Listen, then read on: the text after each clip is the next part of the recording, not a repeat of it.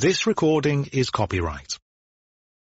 In the IELTS test, you hear some recordings and you have to answer questions on them. You have time to read the instructions and questions and check your work. All recordings are played only once. The test is in 4 parts. Now look at part 1. You will hear a student from overseas phoning the student accommodation office of a college in the UK for some information.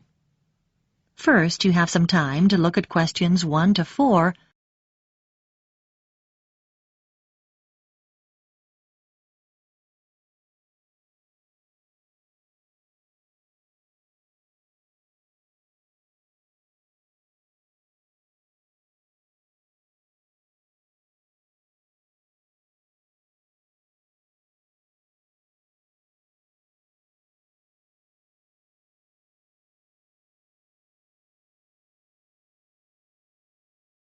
You will see that there is an example that has been done for you. On this occasion only, the conversation relating to this will be played first. College Accommodation Bureau, Darren speaking. How may I help you? Oh, good morning. I'm starting at the college in September and I need to find some accommodation. Right. Well, there are various options. The first one is to stay in college accommodation. That'd be a single room. The first type of accommodation is a single room in the college, so single room has been written in the space. Now we shall begin. You should answer the questions as you listen, because you will not hear the recording a second time. Listen carefully and answer questions 1 to 4. College Accommodation Bureau, Darren speaking. How may I help you? Oh, good morning. I'm starting at the college in September and I need to find some accommodation. Right. Well, there are various options. The first one is to stay in college accommodation. That'd be a single room. How much would that cost? Well, it depends. For a standard room, you're looking at £3,276 for the year. That's just for a room with wash basin. Or £3,834 if you want an ensuite. That's with your own small bathroom. I see. That's more than I expected. It does include heating. That's quite a saving because energy costs can be high, especially in winter. Does it include meals as well? No. All our rooms are self-catering now. There's a shared kitchen on each corridor where you can cook if you want to, or there are plenty of places to eat out on campus. Okay. And you said that's the price for the whole year? Well, you pay annually, but actually it's for 36 weeks. It doesn't include holidays. You have to vacate the room then. I'd need somewhere to stay in the holidays. I can't afford to go home. The flights are too expensive. Well, there is another option. Several families who either work at the college or have children studying here offer visiting students a room in their homes. Oh? We call this arrangement Home Welcome, and we've still got a few places left at the moment. You pay £150 per week, and that includes breakfast, a packed lunch, and dinner, as well as heating. Is there a contract? Do you have to stay for the whole year? No, it's flexible. It sounds really good, but I'm not sure. I really want to be a little more independent. Before you hear the rest of the conversation, you have some time to look at questions 5 to 10.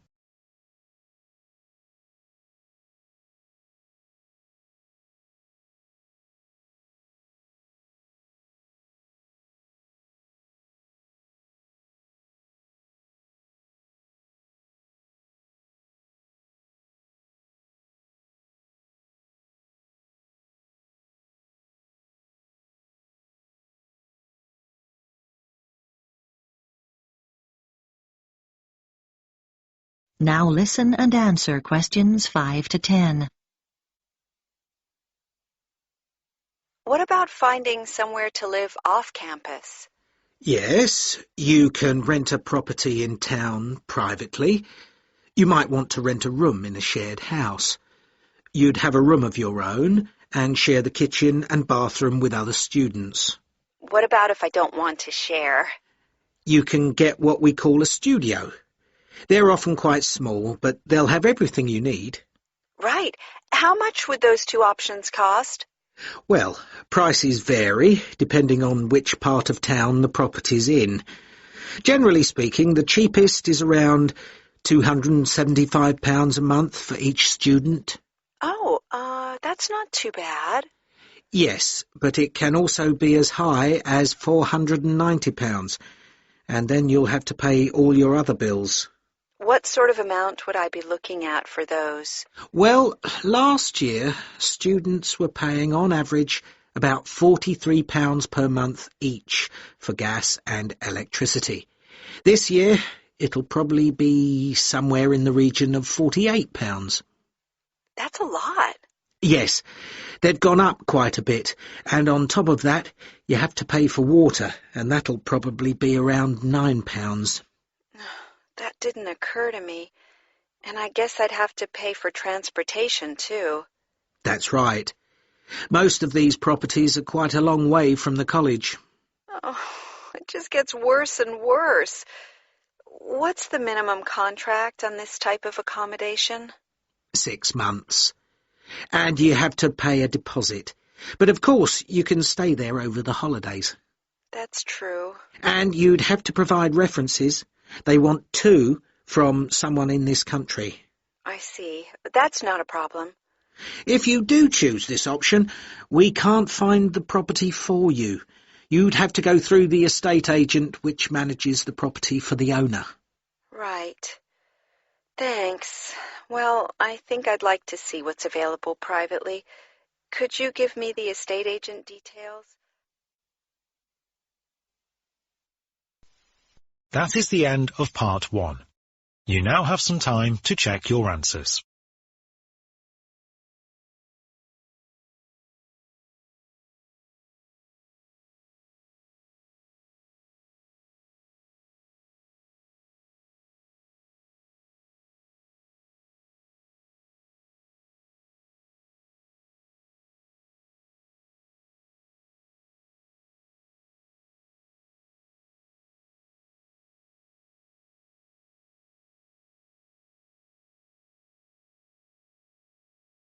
Now look at part 2. You will hear an audio guide introducing visitors to a museum. First, you have some time to look at questions 11 to 15.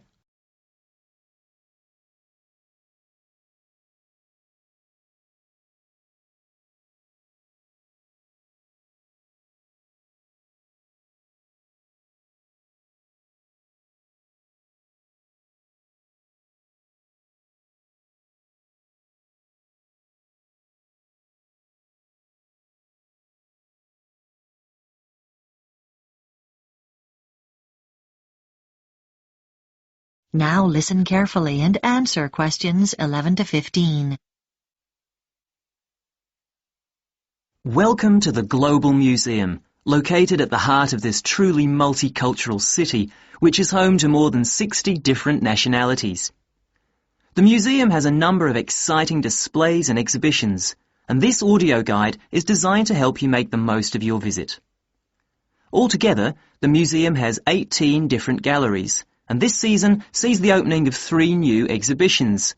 We recommend that you begin your tour by visiting this season's highlights. The Heritage Clothes exhibition is located in Gallery 5 of the museum. People who live in the area have spent 2 years preparing this exhibition, which brings together some of the fascinating garments traditionally worn in their own communities. They researched the history of their community's clothing traditions and the customs and rituals associated with them. Altogether, 16 countries are represented, from Ghana to Korea, from Turkey to Nepal. The photographs that accompany each display case were taken by some of the City College students who are studying design and show the clothes being modelled by the real people who wear them in the course of their everyday lives. Another highlight this season is the exhibition called Toys from the Past, which can be found in Gallery 9. This exhibition, which will appeal to people of all ages, is on tour throughout the country and will be here for 10 weeks only. The exhibits include dolls made over 100 years ago with beautiful porcelain faces and, in some cases, real hair. The collection covers the favourite toys such as wooden train sets from many different generations and provides plenty of interest for children and adults. The gigantic board games, which are laid out on the gallery floor, are one of the most popular activities in the exhibition and should not be missed. This exhibition concludes with a special display of miniature toys. These small objects are on loan from countries all over the world and in some cases measure no more than a few centimetres. There's a tiny car made from matchsticks, a toy aeroplane complete with pilot and passengers made out of seashells, and some exquisite little buildings no higher than 4 centimetres. Before you hear the rest of the talk, you have some time to look at questions 16 to 20.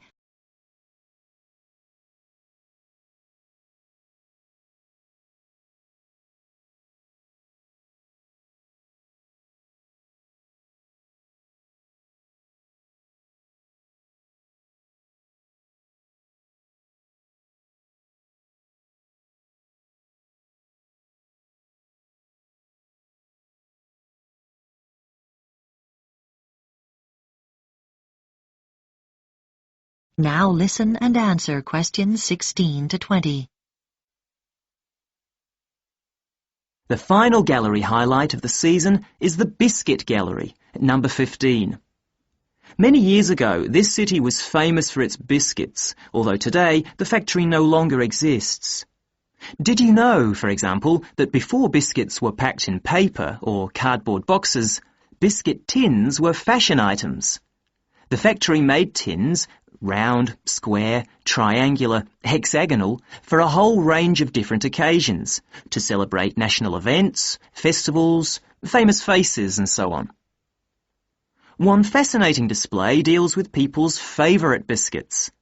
There are sweet biscuits and savoury ones, biscuits filled with jam and biscuits filled with currants, biscuits with pink, yellow and white sugar icing, or coloured sugar flowers. When the factory finally closed, it announced that people's favourite biscuit was not, as you might expect, a chocolate biscuit or one filled with jam and cream, but a plain, savoury one which was eaten with cheese. When you get to the end of the exhibition, there's an entertaining hands-on activity to fill your own biscuit tin. All the biscuits ever produced by the company are piled up on a table along with various tins. The biscuits are made out of thin pieces of wood, but the weight, colours and shapes replicate the original biscuits. Your job is to fill a tin with biscuits so that when the lid is taken off, they sit there as neatly as they did when the job was done by machine. It's not as easy as it looks. If you would like to buy a memento of your visit, there is a museum gift shop selling postcards, souvenirs and handmade pottery next to the information desk on the ground floor. And finally, if you don't want to carry your coats and bags around with you during your visit, please make use of the free lockers provided by the museum. Enjoy your visit. That is the end of part 2. You now have some time to check your answers.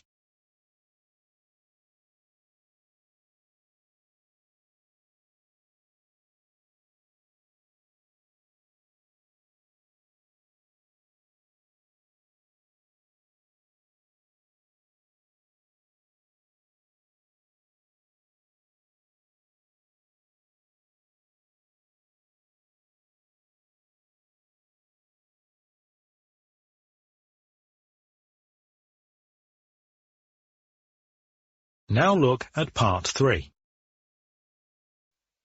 You will hear a discussion between a student called Helen and her tutor about an assignment that Helen is working on. First, you have some time to look at questions 21 to 24.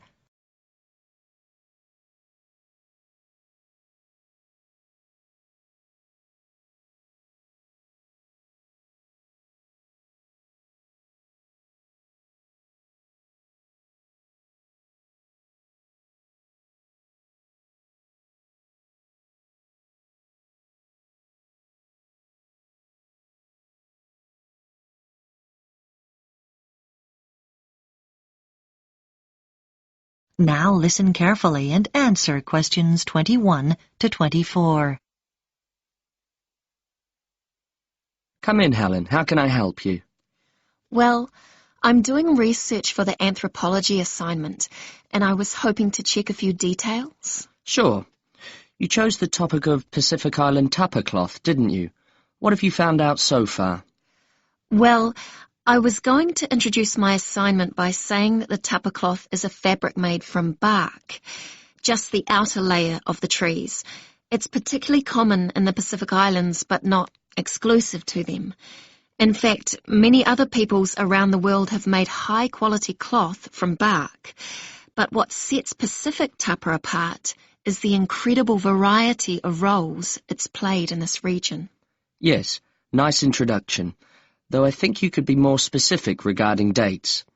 Okay, so what about the raw materials used? Well, tapa cloth is made from several species of tree. In the Pacific, the paper mulberry tree is most common, but it doesn't thrive in all conditions. In fact, it wasn't originally found in the islands, but was carried in their canoes by the first migrants. Tapa is also made from the breadfruit tree, which is convenient because its fruit is a staple food. The paper mulberry tree is only grown for tapa making, though. Yes, that's good. Now, what about the Maori people here in New Zealand? But the Māori don't make tapa now. That's right, and you need to account for it. We know that when Maori migrated here from the other Pacific Islands, they were prepared to make tapa because they brought the paper mulberry tree with them. The thing was, after they'd been in New Zealand a bit, they found the flax plant, which is superior to tapa because it makes a stronger fabric. By the time Europeans arrived in the 18th century, Maori were making all their fabric from flax and had been for some time. Okay. So, with the production process itself, first the inner bark is beaten with wooden hammers to soften the fibres. Then the different pieces are glued together using an adhesive paste made from the arrowroot tuber. This is the only way to fabricate large pieces of cloth because bark strands are too fine to be woven together and stitching isn't strong enough. Before you hear the rest of the discussion, you have some time to look at questions 25 to 30.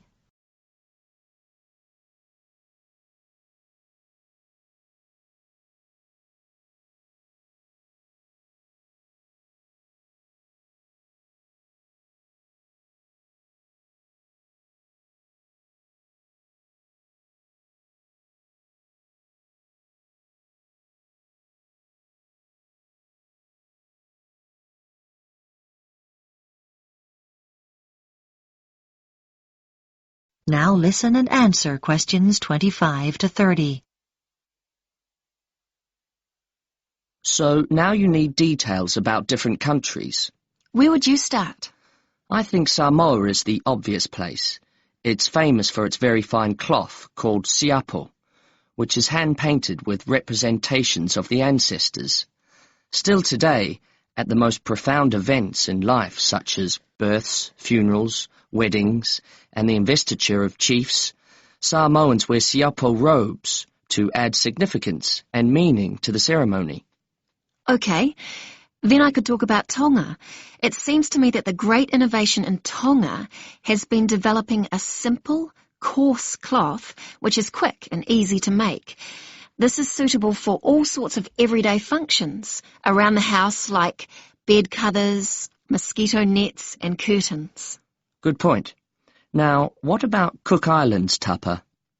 Well, the soil there is poor quality, so the breadfruit tree is often used. One type of thick cloth called tikoru was wrapped around the poles and used to mark the entrances to places of worship, so it was highly regarded in local culture. You might mention Fiji as well, which is interesting because tapa was actually used as a currency there. Fijians used to sail between the islands and exchange tapa for other commodities like canoes or pigs. I know that in Tahiti the tapa cloth is different because the patterns are in colour, which is considered more valuable than the usual brown patterns. You're right about the Tahitians using coloured pigments, but they aren't more valuable. The colours are only a decoration.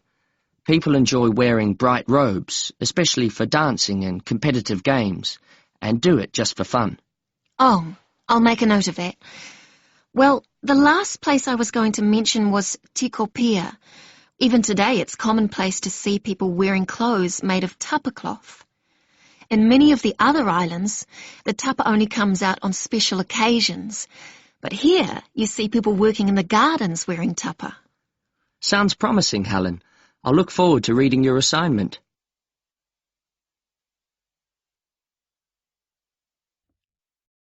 That is the end of part 3. You now have some time to check your answers.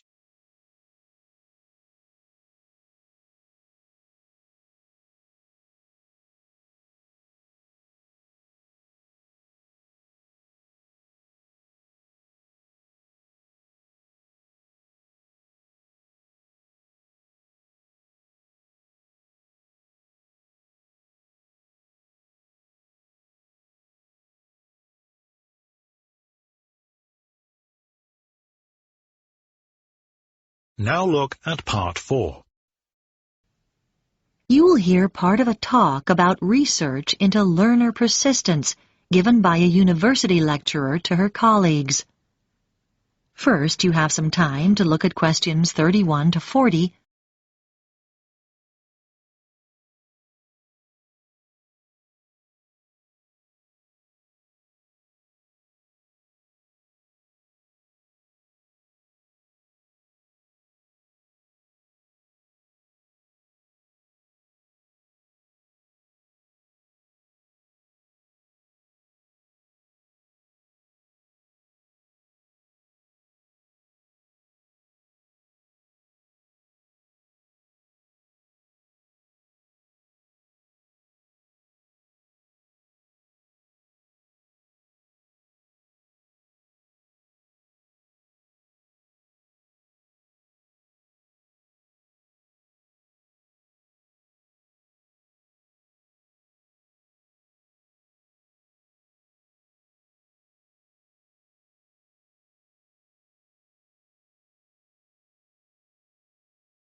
Now listen carefully and answer questions 31 to 40.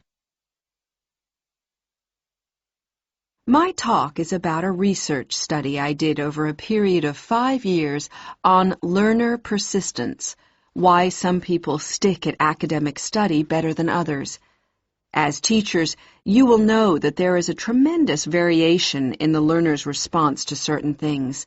For example, a short period of illness might completely destabilize some students and cause them to give up their degree studies. Other learners might overcome tremendous difficulties to stay the course. I am particularly interested in this second group, who are the ones with learner persistence. What I decided to do was design a research study using a sample of my university's third-year undergraduate students, 295 in all, who obviously had already stayed the course pretty well. The sample was drawn from a range of ages, but there was deliberately a significant number of mature students, and all respondents were living at home in the local region. I wanted to have this element of consistency, not having some coming from outside the area and living in university accommodation. It should be noted, though, that there was significant variation in home background to reflect the variation in our student population. I designed questionnaires which were devised to elicit what their concerns had been as they started the course, and what had sustained them throughout the 3 years. Findings from the first section indicated that their worries when they started varied from financial concerns, though this had not been as strong as I expected, to career prospects. But mature students with children tended to emphasize uncertainties about their relationship with them.